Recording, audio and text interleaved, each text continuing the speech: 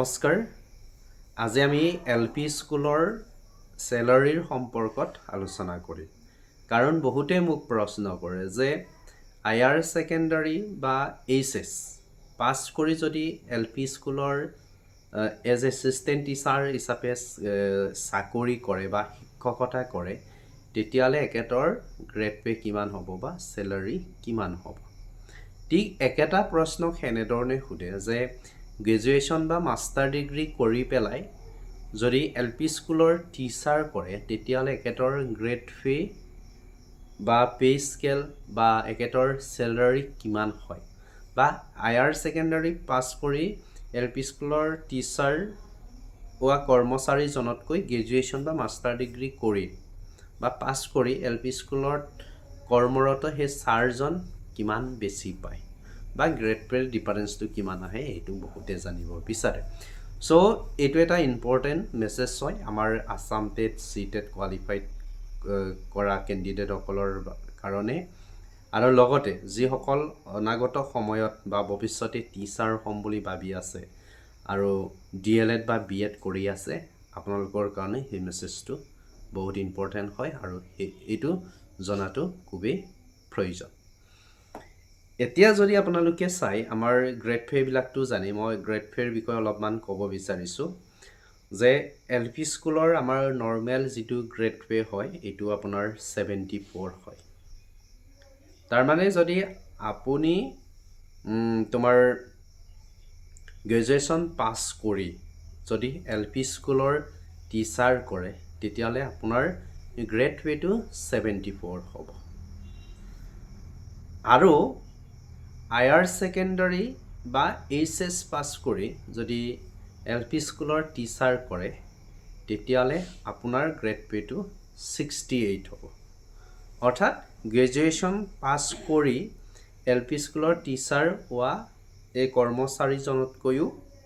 আপোনাৰ only HS পাছ কৰি teacher হোৱা ক্যান্ডিডেটজনে 600 কমকে পাব তাৰ মানে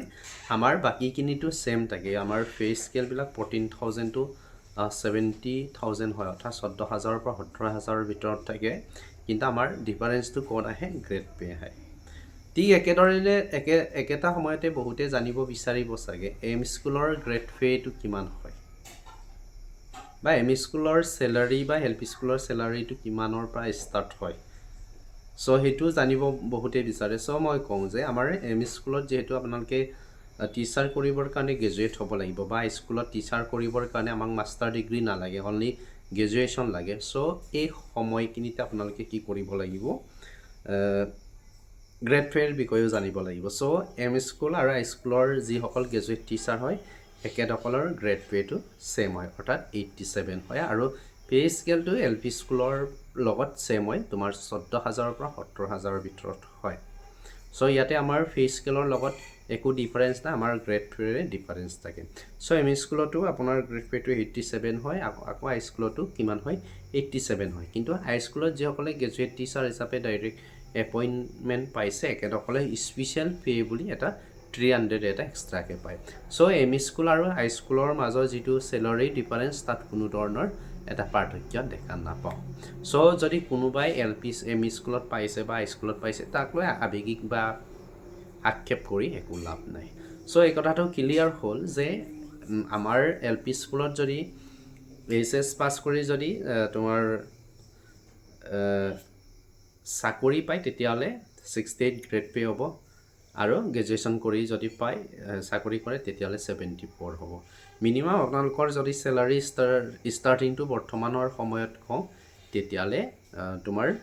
32000 প্লাস হয় এলপি স্কুলৰ কিনি আৰু এম স্কুলৰ কিনিৰ কথা কওঁ তাতে 1500 মান ডিফাৰেন্স আহে অনলি 87 টোৱে ডিফাৰেন্স আহে বাদ বাকি একে হয় 87 টোৱে ডিফাৰেন্স হয় সো আপোনালোকৰ স্যালাৰি ষ্টাৰ্টিংটো মিনিমাম 33500 মানৰ পৰা ষ্টাৰ্ট হয়